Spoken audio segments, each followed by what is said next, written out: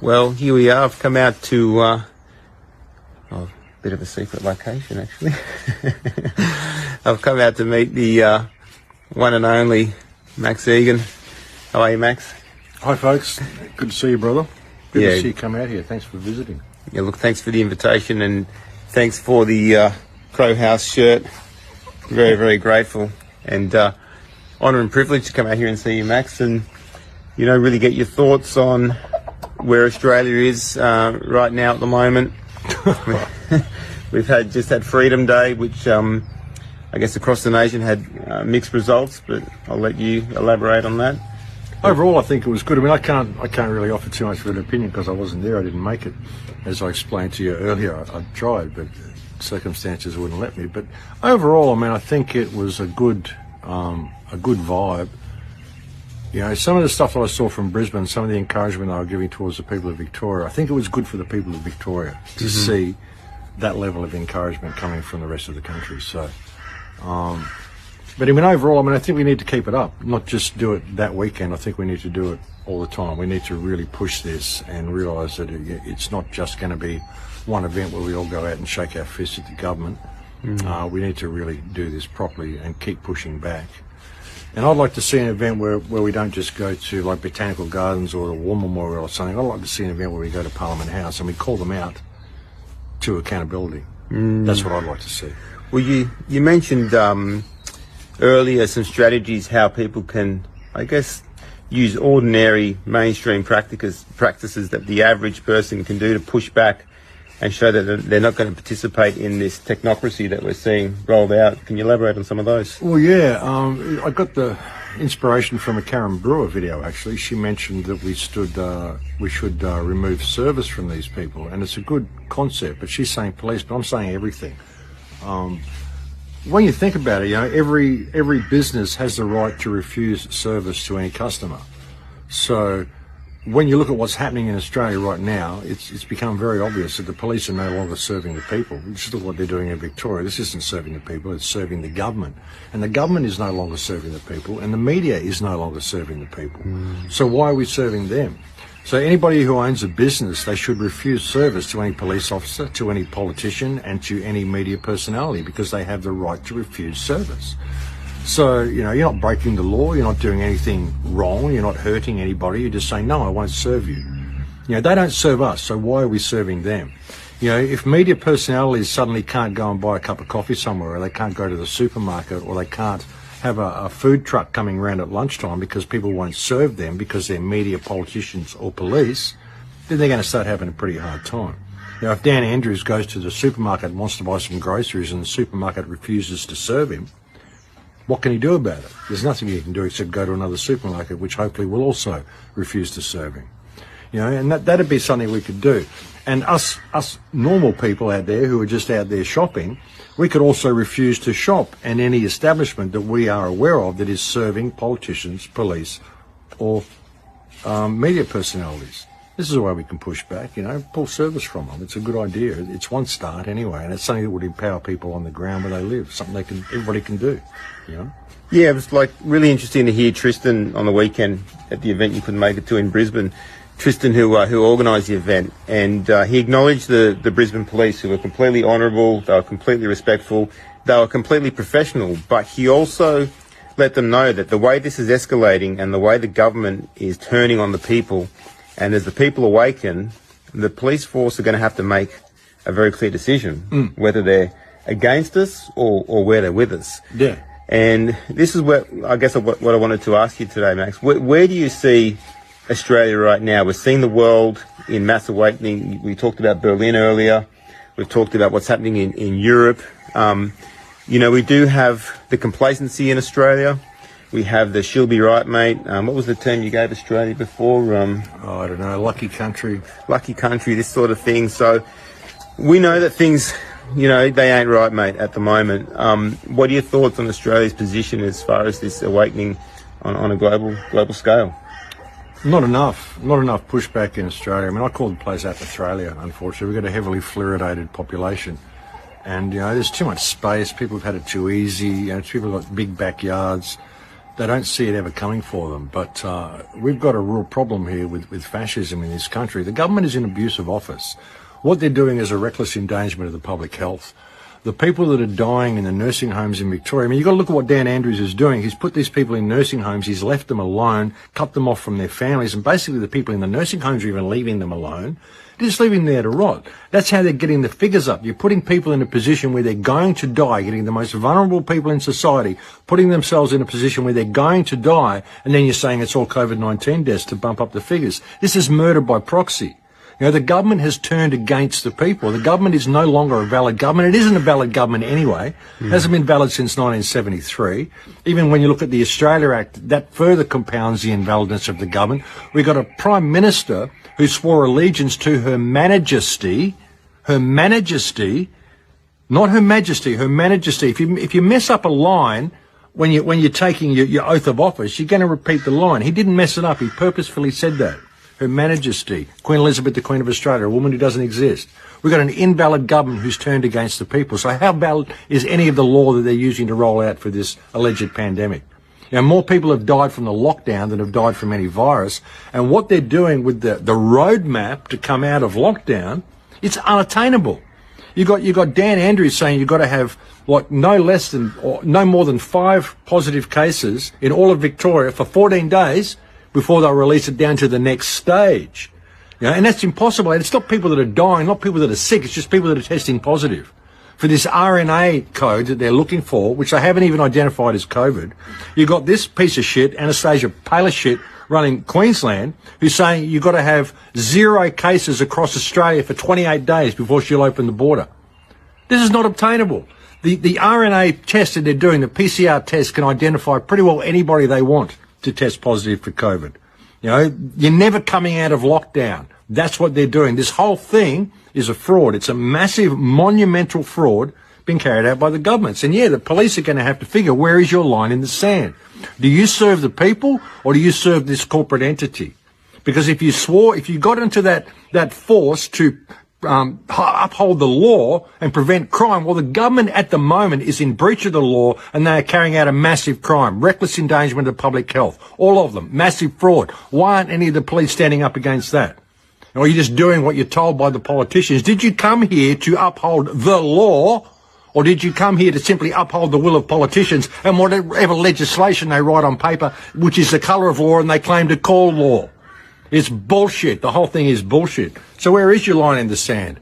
You know, because it's got to the point, you know, with Daniel Andrews arresting people for incitement for a Facebook post, the only person who should be arrested for incitement is Daniel Andrews for inciting his people into revolution by locking them down and putting them under house arrest over an alleged pandemic which is a provable fraud. You know, and apparently he can get in trouble for saying it's a hoax. Well, I'm not saying it's a hoax. Of course, there's 1,000 doctors in Germany who would disagree with me, who are saying it is 100% provable hoax. They're saying, doctors in Melbourne are saying it's a hoax, but I think it's more of a fraud, a massive fraud that's being perpetrated by government very, very deliberately. You know, everything that they've rolled out has been pre-planned. Go look at the Rockefeller document, the lockstep document. They talked about all of this back in 2015, what the plan would be. This is exactly what they've done. They've had all of this ready to roll out. All they needed was the trigger to implement the response. It's always been about the response. And the trigger was COVID-19, which is simply the common cold, for God's sake.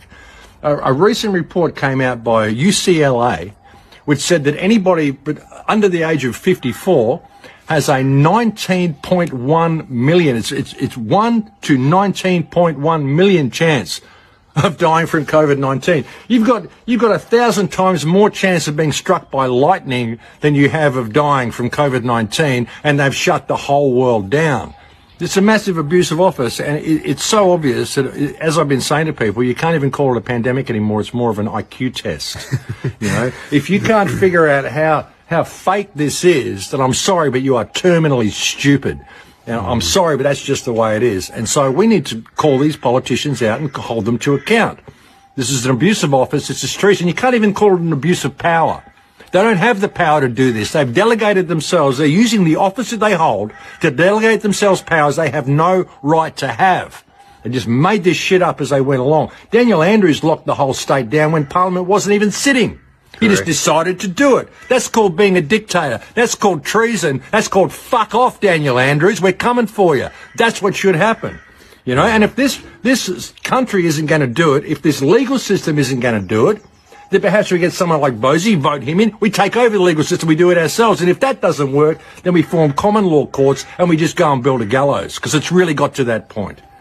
Yeah, you know? 100%. I couldn't agree with you more. And we're seeing this continued genocide of the elderly in Victoria, dying alone, dying in isolation, the most vulnerable population in our communities. We're seeing a mental health crisis and suicide epidemic down there as well.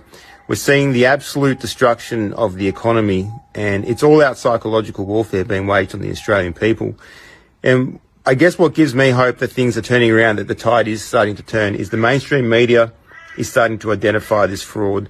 We're hearing more and more voices who have been quiet for some time, people who are, I guess, high profile down in Victoria, really starting to call this out for what it is.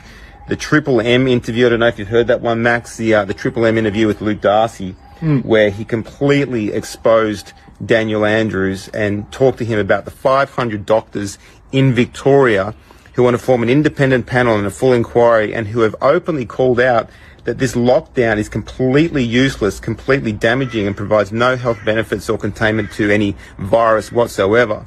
So the tide feels like it's turning, but as far as a real shift happening in Australia, Max, what do you think it's going to take for the average person to catch on and get this stopped and I guess save our country? Look, I think they are, you know. I mean, maybe it'll take them to push harder, but I think they are. With all the stuff that's leaking out, I mean, everywhere I go, every time I see anyone wearing a mask, any shop I go into, even when I'm getting my groceries packed at the store, I start talking about what's going on. I'm planting seeds everywhere I go. I'm getting more and more agreement from people everywhere I go.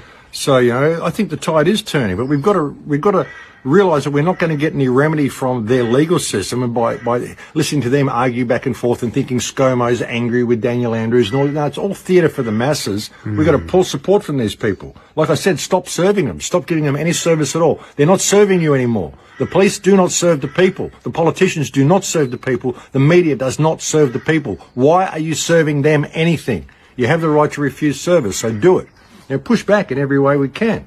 You know, we've got to a real turning point here. But behind all this as well, like I've been telling people, is the breakdown of the supply chain, the food shortages that are coming, everything that's coming. You know, we're heading for a situation where all the dole payments that they've meted out to people, these are all going to stop soon. The double payments, all this stuff people are getting. They're going to get a lot of homeless people, a lot of food shortages, a lot of problems, and they're all going to blame it on COVID. People have got to understand it's not COVID. You know, it's not COVID. It's the politicians. They've done it deliberately. So, you know, I mean, I don't know what it's going to take, brother, for people to push back. But, you know, we've got to start doing it. And I think pulling service from them and continuing service to each other is one thing we can do. You know, and anybody who's getting fines for breaking any COVID regulations, even if you've got to have social distancing in your supermarket or whatever, and you're in breach of COVID codes, none of this is law. You need to challenge it all. Anybody who got a fine over the weekend of Freedom Day, if you got one of those $1,600 fines they're handing out, don't pay it. Challenge it in court, because it has no legal standing. As soon as you go to challenge it in court and tell them you want to challenge it in court, I guarantee they'll cancel the fine, because they're not going to take it to court, because they know that if you go to court with it, they're not going to win the case. So why are they going to bother going and fighting it? And if people did take them all to court anyway, you'd clog up the entire legal system, and it'd take them years to get through these cases, so they wouldn't be able to do anything else. So it's completely unviable. So, you know, everything they're doing is outside the law. How can you have any respect for the law in this country when the people who are running it themselves are not even respecting their own law? They're not even following their own codes according to the, Health and Wellbeing Act and according to the Biosecurity Act. They're not doing any of it. They're not following the procedure they're supposed to follow. So none of it's valid anyway. You know, so if it gets to that point, well, what other choice do we have to go back to common law courts or even go back to tribal law? As I've been telling people for so long now, treaty with the tribes, we're in a pretty unique situation in this country where we can fall back into tribal law, which has also been acknowledged by these parasites that are masquerading as politicians. And you can't call them politicians, you can't call them valid. And with the warmer weather fast approaching in New South Wales, police are taking no chances, cracking down on private gatherings. From today, $1,000 fines will be issued to anybody who attends a private gathering exceeding the 20-person limit. Previously, only the host would receive the fine. Hello everyone, this is Serene Tefaha speaking from Advocate Me. Firstly, a big thank you to all the people who have put in an application with their stories so bravely, putting forward their grievances and their complaints and sharing and daring to be united with us on this marvelous journey of claiming our rights back as citizens and residents of this beautiful nation. Unfortunately, this nation has been dominated now by agendas that have usurped the progressive and the righteous and the very moderate laws that we have that guarantee our freedoms for so long.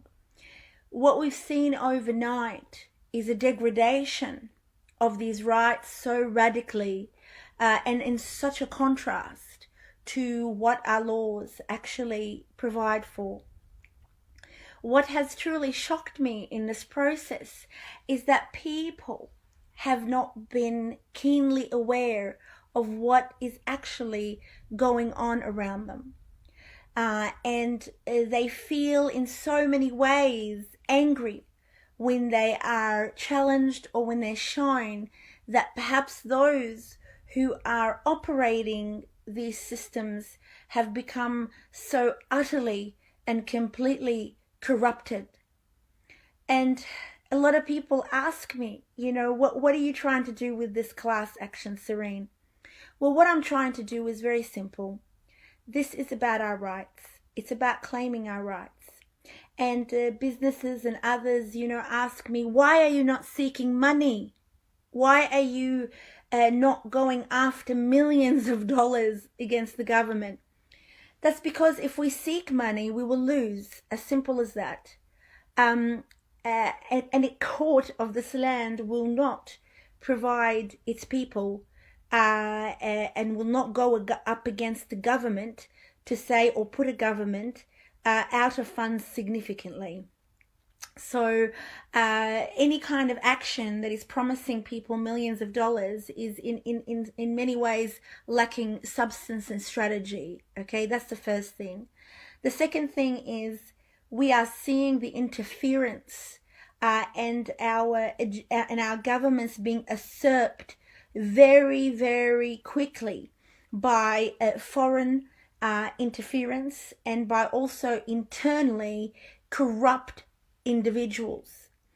This country has become usurped. Our systems have become usurped by bullies, by people who have vested interest in various transnational organizations, who are selling ourselves off as people, as simple commodities, and bastardizing our land to foreign interests. What we're ending up seeing is the degradation of our rights and the use of science in the most appalling and shocking structure. Okay, and what we're ending up seeing, okay, is our governments and our our leaders, alleged leaders, treating us like infants, like ignorant little infants, okay, and putting fear into us, okay, and using and getting organized and using the military and using the police force like stormtroopers, okay, to instill fear in ourselves. They are dividing and conquering us so diligently and so powerfully. And a lot of us are actually allowing this to happen by not standing up and using the opportunities that are being presented before you, which is this: a class action is an opportunity for us to unite finally. They have been uniting for a very long time. Even in their bad intentions, they're uniting. Even in their bad intentions, they are actually organizing themselves so diligently. And we are acquiescing to that and saying yes to that. Oh, it's not that bad for me yet. Oh, I don't entirely agree with you, Serene. I don't entirely agree with what's happening. You know, I still think that a part of them is good. I still think that they're trying to help us. I still think that we're trying to care for our safety. What we're seeing is disproportionate. What we're seeing is we're treated as infantile. Infants being told, stay at home from 8 p.m. to 5 a.m. Apparently virus is more virulent at night. Apparently they tell you what's essential and what's not.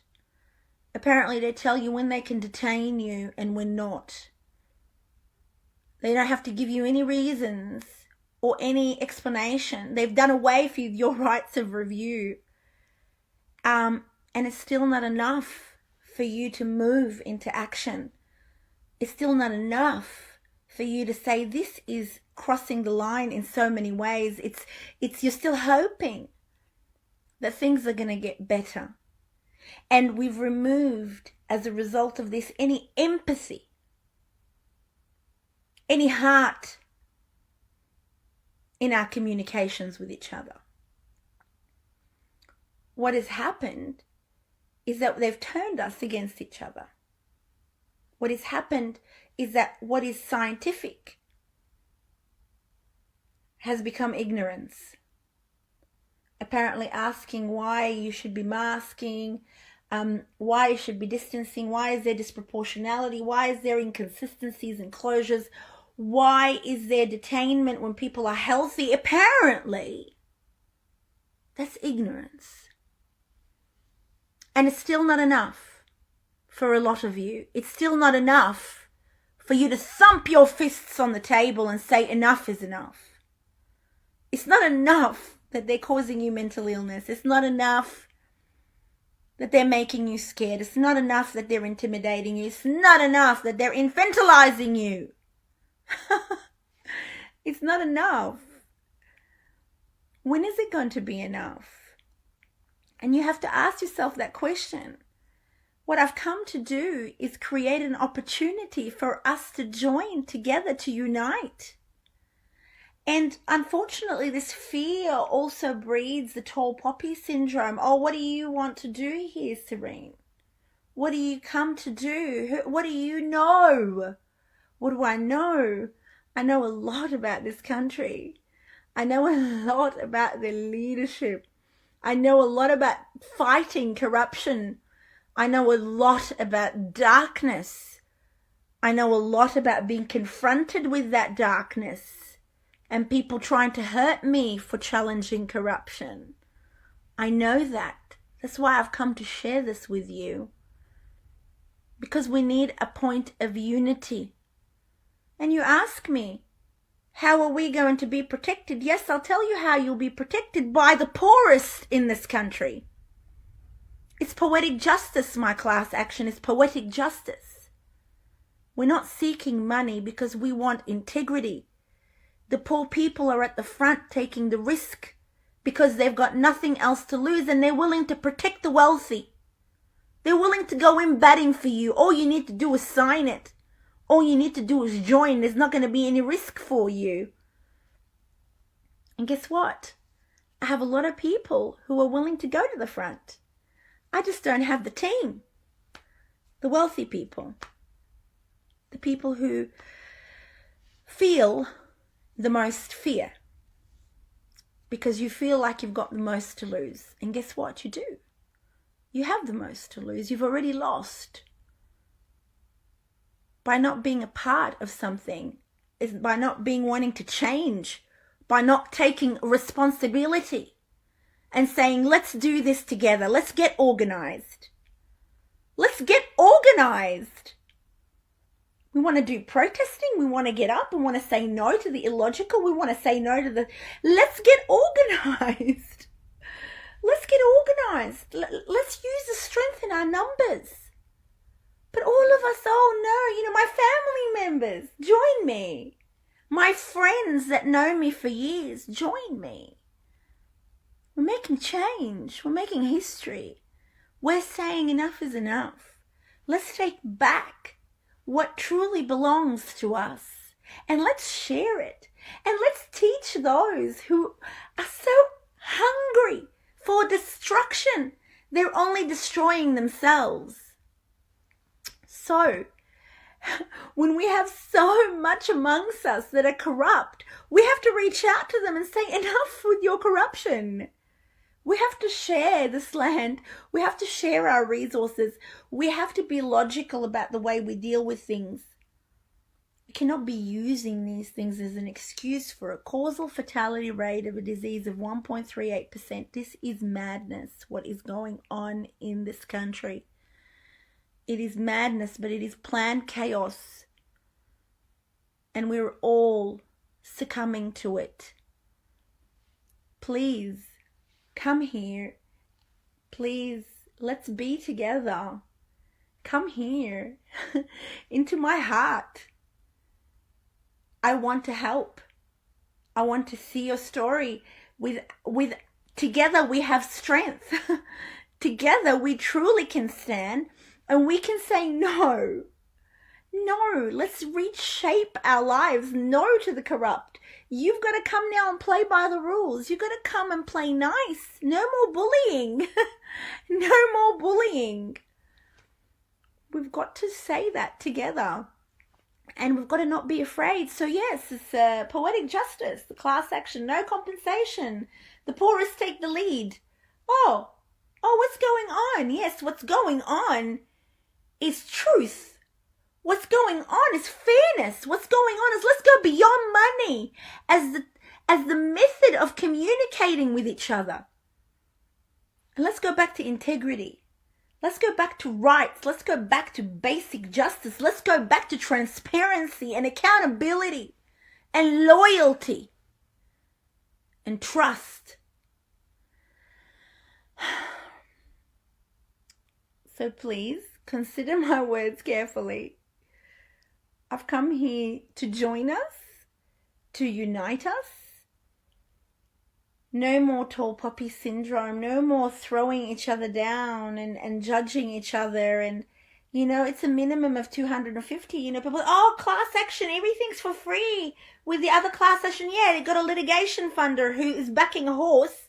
And then if there's a win, they take most of your money. That's how it works. Okay? This is a different class action. This is about heart, soul, integrity. It's different. It doesn't mean it's not allowed simply because it's different. It doesn't mean it's illegal simply because it's different. Okay, we're approaching this from a window of wisdom, higher wisdom. So join me. Join me. Let's do this. Let's finish this. Thank you.